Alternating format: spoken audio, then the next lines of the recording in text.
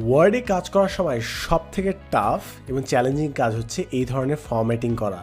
এই দেখেন হেডলাইন দেওয়া আছে 1 2 3 এবং এগুলোতে আপনি যদি ক্লিক করেন দেখেন এগুলো কলাপস করবে, পুরো জিনিসটা গুছানো ফরম্যাটের মধ্যে।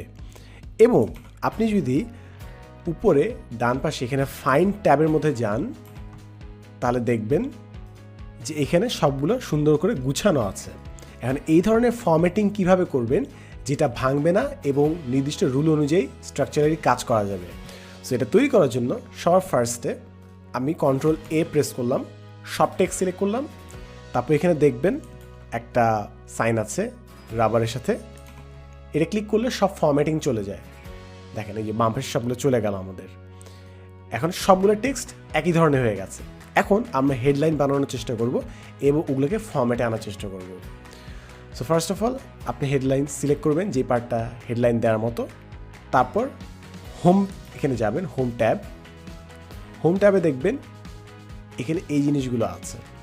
দেখবেন হেডিং 1, হেডিং 2, হেডিং 3 আর এটা নর্মাল। তো আপনি যেটাকে হেডিং বানাবেন যে সিলেক্ট করবেন মাউস দিয়ে, তারপর দেখেন এখানে হেডিং আছে, হেডিং 1 ক্লিক করেন। সিমিলারলি এর পরেরটাকেও ক্লিক করেন, দেখেন 1 2 হয়ে যাচ্ছে। অবজেক্টিভ আবার ক্লিক করেন, ব্রড অবজেক্টিভ। এখন আমরা আবার ক্লিক করলাম, বাট ব্রড অবজেক্টিভ আর শর্ট অবজেক্টিভের মধ্যে। সো এইখানে জাস্ট ক্লিক করবেন 4 এর পাশে এবং ট্যাব প্রেস করবেন, তাহলে দেখেন এটা 3.1 হয়ে গেল, 3.2 হয়ে গেল। ব্যাকস্পেস দিলাম,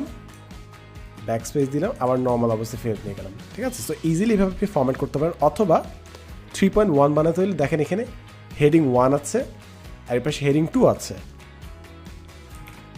হেডিং 2 ক্লিক করেন, তাহলে দেখেন 3.1 হয়ে যাচ্ছে। এটাকে হেডিং 2 বানালাম। আপনি যদি আরেকটা ফরম্যাট লাগে হেডিং 3ও বানাতে পারেন, 3.1 এর আবার 1 আর 2 এভাবে।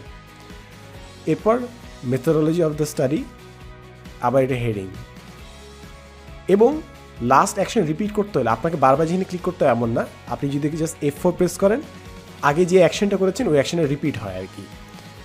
Scopes, heading, limitations, heading, but এটা স্কোপস আর লিমিটেশনের মধ্যে লিমিটেশনস হয় 5 নম্বর পয়েন্টের আন্ডারে।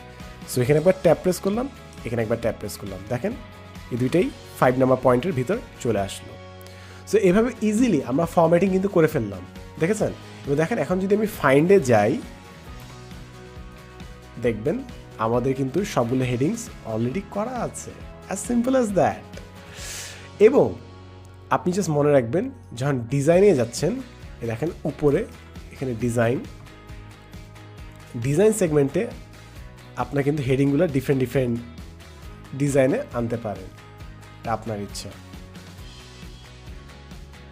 ঠিক আছে, আমি চাই ইউজুয়ালি এইভাবে রাখতে, কারণ 1 2 3 4 বুঝতে আপনার সুবিধা হয়। এরপর থেকে যদি আপনার ফরম্যাটিংয়ে ঝামেলা হয়, মনে করেন ব্রড অবজেক্টিভসের ভিতরে 0.1, 0.2, 0.3 এই তিনটা আরও আছে, সবগুলোকে ক্লিক করলেন, ক্লিক করে ট্যাব 3.1 এর আন্ডারে আবার 3টা পয়েন্ট, সেভাবে সেগমেন্ট অ্যাড করতে থাকবেন। এবং বাম পাশে দেখেন এখানে আপনার সেগমেন্টগুলো অ্যাড হয়ে যাচ্ছে খুব সুন্দর মতো, 1 2 3। সো এরপর থেকে আপনি যখনই ওয়ার্ডে কাজ করবেন এভাবে জাস্ট আপনি ইজিলি ফরম্যাটিং করতে পারেন এবং ফাইলে আপনার গুছানো থাকবে অনেক, আপনি জিনিসপত্র খুব সহজে খুঁজে পাবেন এবং কাজ করতে পারবেন। All the best.